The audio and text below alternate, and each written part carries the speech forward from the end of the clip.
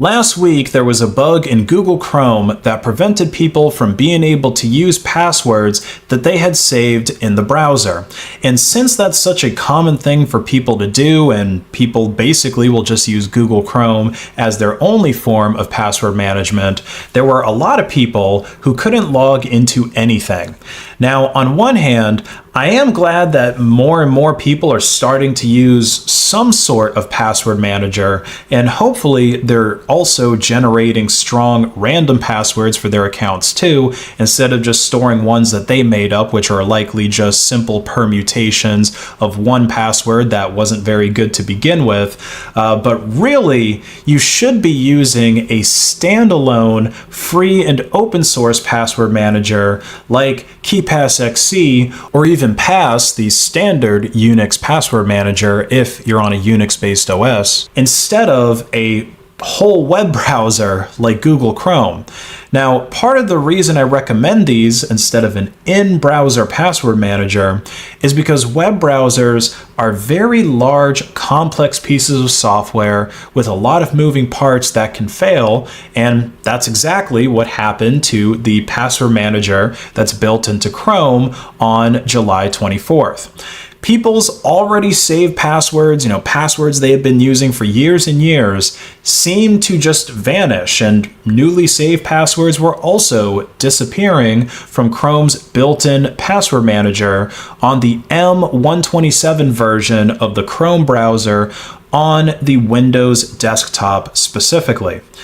Now, in Google Workspaces, where Google tracked the issue, they mentioned that only 2% of users out of the entire 25% of the entire user base where this new version of Chrome was rolled out were affected. But the actual number of people affected would have to be pretty high if you think about it, because we're talking about the world's most popular browser on the world's most popular desktop operating system. Millions of people around the world likely had their saved passwords vanish into thin air last Wednesday, while the non-Chrome browser chads were able to make fun of the Chrome normies on Twitter because, of course, their passwords and their autofill options were still working. Now, the bright side to this incident is that users were only affected by this outage in the Chrome password manager for just under 18 hours, and the problem was resolved by Thursday evening. So all that Chrome users had to do then, and now, if you're still experiencing this issue, is restart your browser and you should be good. All those old passwords will reappear for you. But 18 hours is still a long time to not have access to your passwords. And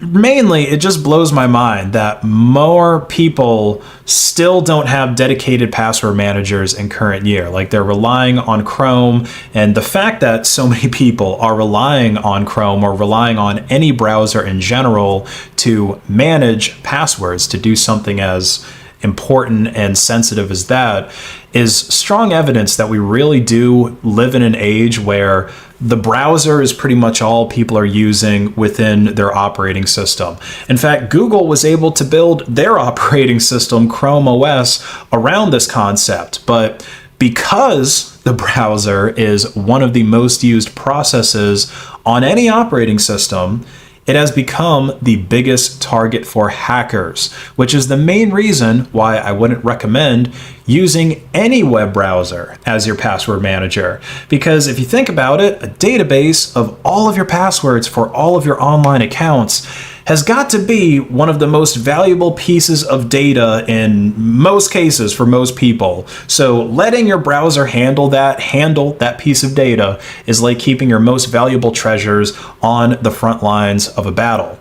Plus, it would be a little bit awkward for storing passwords for things that aren't in your browser, like Steam, Discord, SSH passwords, VPN passwords, things like that. That's really one of the main reasons why I just never bothered to use the browser to manage my passwords, because I've got passwords for a lot of things that just aren't in my browser. Now, even if you don't use Google Chrome to manage your passwords, you may still have been affected by Google's failure to handle authentication correctly with a totally different but still somewhat related incident. So there has been a hacking campaign going on for a few months now where malicious actors were able to create Google Workspace accounts associated with email addresses that belong to the victim's very own domain without the hacker having to actually access the victim's email in order to complete email authentication for the Google Workspace account. So let me explain a bit more if all of that sounded confusing. Google Workspace is essentially a rebranded version of G Suite, and it's mostly marketed to businesses and classrooms for doing collaborative work. And one of the reasons that a lot of people like to use Google Workspace is because it allows you to use all of Google's tools with your own domain. So for example, it lets you use the familiar Gmail web interface in Google's mail servers to set up a you@yourbusiness.com email address. And when you connect your domain to Google Workspace, it also lets you sign in with Google for third-party services that you have an account with under the email for your own domain. Now, one example that I've seen given for people having a compromise by this attack is that someone had a Dropbox account that they created with their name at theirdomain.com,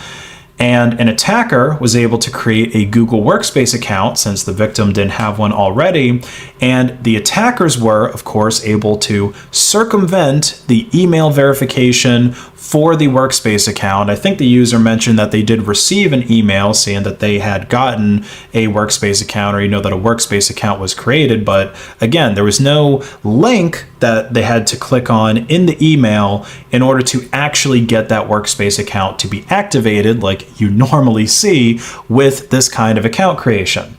And so once the Workspace account was activated, the attackers were able to sign on with Google while logged into the Workspace account to get unauthorized access to the victim's Dropbox account. Now, this is just one example, but Google says that there's been a few thousand Workspace accounts that have been created since late June without the domains being verified, and a lot of people online have said that they have been dealing with this attack since early June, so that's obviously earlier than Google has said. And of course, we know that sign in with Google is an option for many, many, many online services out there on the internet. Now, Google has also said that they've fixed the issue now, and they've added additional detection and protections against this kind of authentication bypass going forward. But the discrepancy in the timeline here for how long the attack's been going on might make it a bit harder for people to actually believe Google this time. One possible fix for this issue would be to disable the ability to sign in with Google on third-party accounts if that's a feature that you never use. And another better option is to just use two-factor authentication with those accounts so that an attacker would have to guess or have access to the codes that are generated by your authenticator app to get in. Even though Google's services are very popular, their track record shows that you really shouldn't be trusting them with services as important as authentication. And personally, I wouldn't want my authentication handled by a web service in the first place, which is why I use offline, free, and open source password managers like KeePassXC for my most important accounts. Take control of your account authentication today and share this video with others.